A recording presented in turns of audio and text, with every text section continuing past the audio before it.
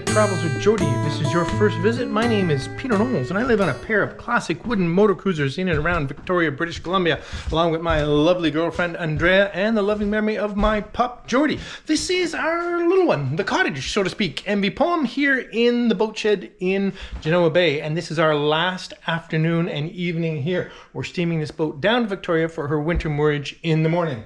I put the windshields back in, the hardware back on. How about an anchor maybe? Anyway, let's jump back in time and see how we got to here.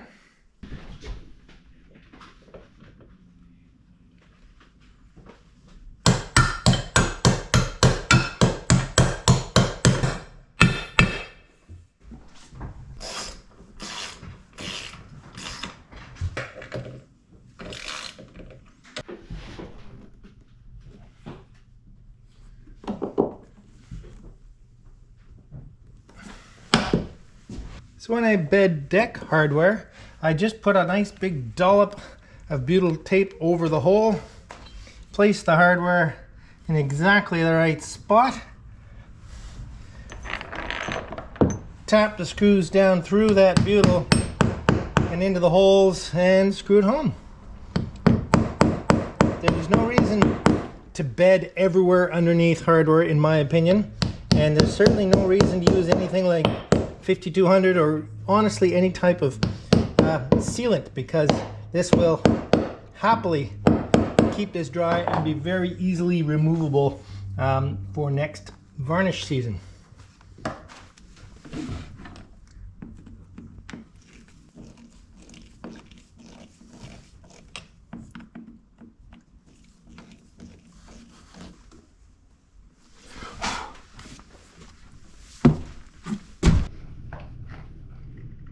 Alright, and all the windows are back on.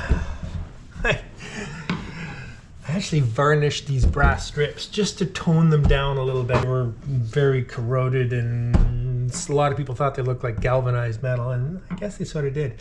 I don't know if this is better or not, but whatever. And it's time to mount the anchor. I've never actually had this anchor on this roller, but it's gonna have a very nice action, I do believe. Okay.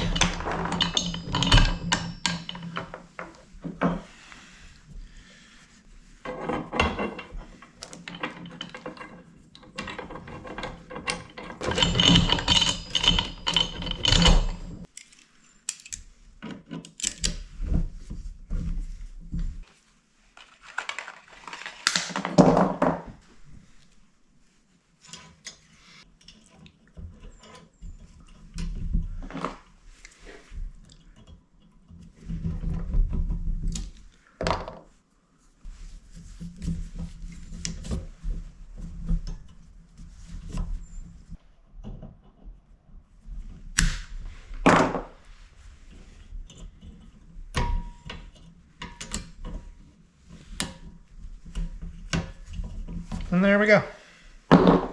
So you all saw me mopping varnish all over the windows, and well, you know, there's sort of the apocryphal trick that, well, you just mop paint or varnish or whatever it is right over the windows and then you just scrape it off. Well, and a lot of old timers will say it just doesn't work. And well, there's certainly been times and certain materials I've had difficulty with, but I find that this particular technique, mop it on, cut the edge with the Olfa knife before you get started with the razor, and then it just shaves off absolutely painlessly in these beautiful long strips that are, oh, just fantastic.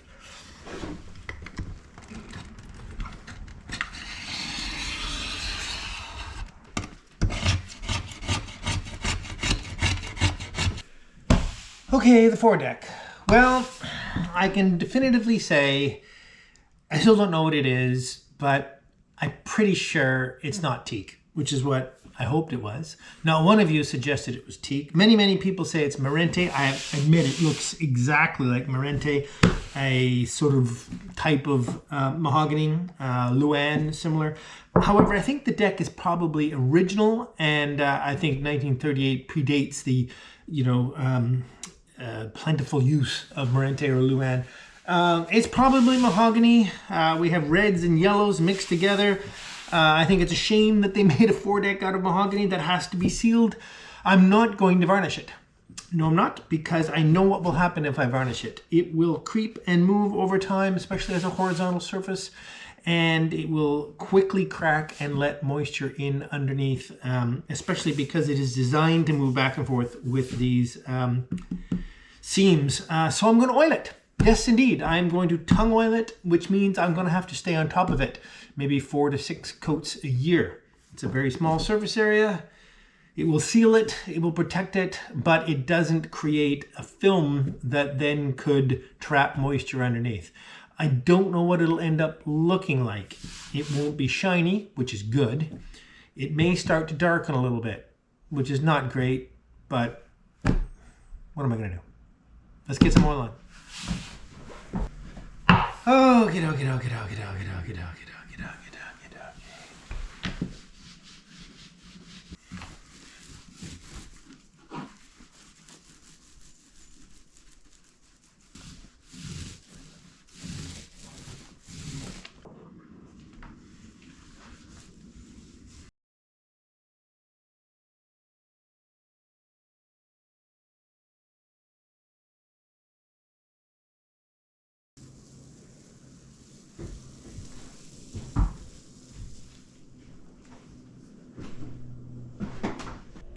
And well, we have a bit of a Land Rover project here. You Land Rover enthusiasts will know what this is in a moment, and you'll also know it's basically right under there. Well, this Land Rover, even though it's a Series 2A, has a Series 3 clutch master cylinder in it because it operates a Toyota slave cylinder for the Chevy clutch. Anyway, it's actually a Ford clutch in a Chevy bell housing.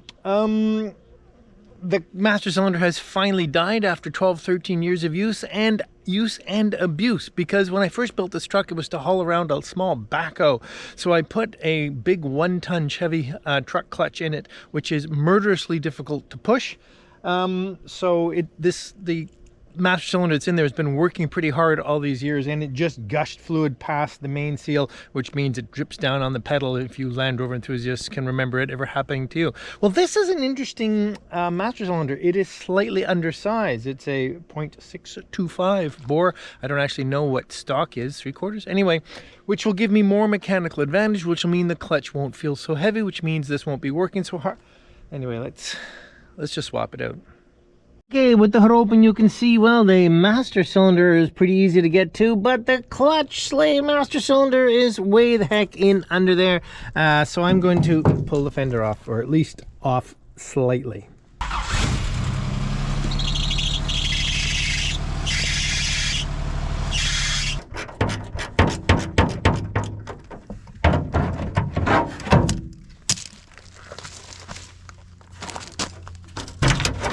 Let's see you get your Toyota fender off for that quick. Yeah, that's what you get for not having any mud guards.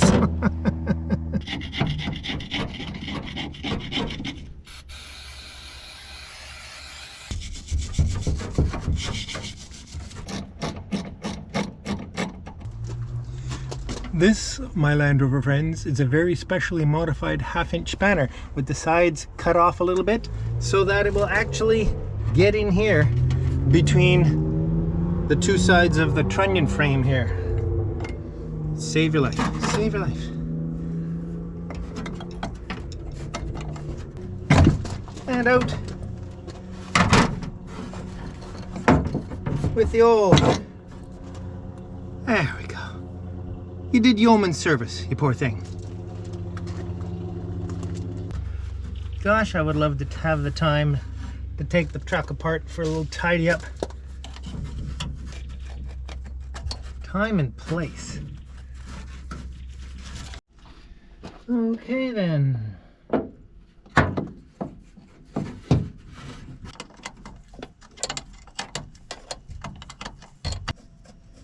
I'm always so grateful when brake and clutch lines go smoothly, and that has a lot to do with why I put copper for clutch and copper nickel for brake and all brass fittings. Okay,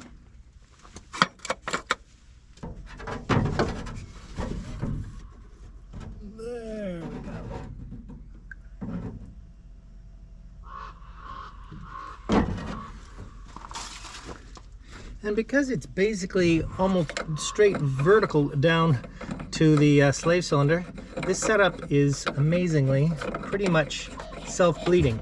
So a couple of good pumps, whoosh, whoosh, whoosh, whoosh, air comes back up and we're good. This is likely all foamy in here now. Yes, it is. And down quite a bit.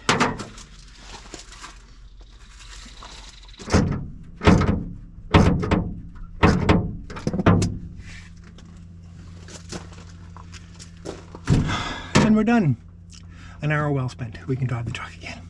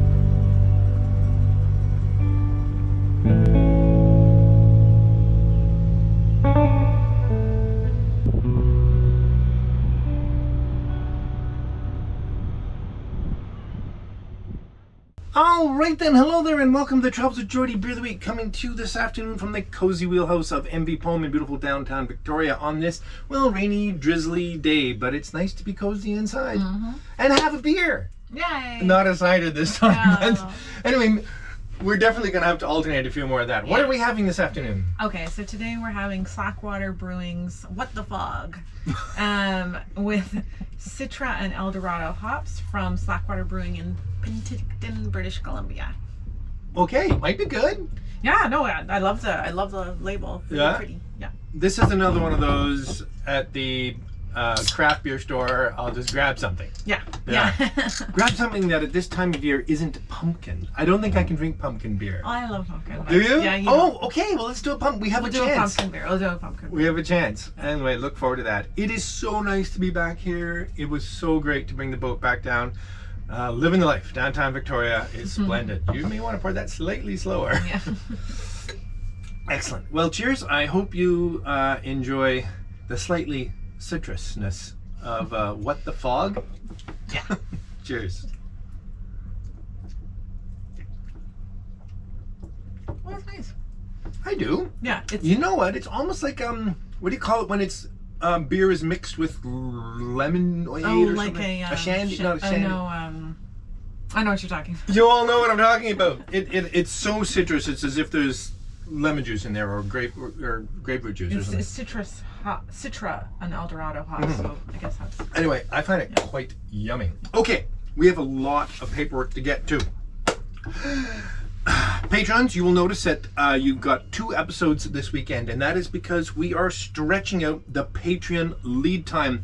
Patrons and other supporters will now get the show for a whole week in advance. Saturday, and the regular public will see it on Saturday. So those of you who are in the regular public, you'll notice this episode came up on Saturday. That makes our life a little bit simpler. It's because we found that the Patreons were not, very few Patrons were getting to see the show. Yeah. In only 1 day's lead time, and I felt that it was fair, especially as we're expanding what we're calling crew members to not just Patreons but supporters of any sort, whether that's from PayPal or one-time donations. One-time donation. I mean, people have come along and give us a little cash. It means all the engine supporters. It'll also include all past Patreon supporters. If you've ever supported us in any way, shape, or form, you are entitled to be a crew member. And I think that's a really good thing because it moves more community into that sector. And it means that for that week that the video is up, there are more people watching it and more engagement. Because I've sort of felt that, with only 1 day up in advance, it was kind of a small little community. I'm pretty excited about that. Anyway, so it's going to take a while for me to catch up with the database because your early access is now going to come to you, except for Patrons. It's a little bit confusing, as a email. There'll be a subscription email system, which again, you can fully opt out of if you'd rather not. There'll be an unsubscribe in it, so we're not, this is an opt-out option. And it'll give you a link on Saturday mornings for that episode. And that's your VIP link for a week's in advance with no ad. We may work on other systems to do that if that's uncomfortable, but that's what we're going to run with right now. If for some reason over the next few weeks you haven't received your VIP invitation, please get a hold of us. If you feel that you've supported the show in some way that I have no record of, that would include anyone who supported the show through gifts, through the Amazon wish list or other means like that. Anyway, we really want to make this fully equitable, and in time, supporters other than on Patreon will also have the benefit of swag, t-shirts, etc., stuff like that. But I have to figure out how that's going to work on. But again, equity. Anyway, cheers to all that. How do they ask us to get on the mailing list? Where do they email us? Good for you. Someone here knows what's going on. Please, if you have any questions at all about this or feel that you should be on the VIP mailing list, send us off an email at crew, C-R-E-W, at travelswithgeordie.com. Excellent. All right, we do need to give away a t-shirt from last week, though. And that is to... Grendel's 1960A. Congratulations, Grendel. You may know that to get a hold of us to claim your shirt, send off an email at swag@travelswithgeordie.com and we'll make sure you get it. Oh my gosh, I've run out of steam. Could you just finish this off for me? And of course, we need just one word of the week today. And that, based on our changes, that will be crew today. Crew! Yeah. Welcome aboard, all you new crew. Cheers.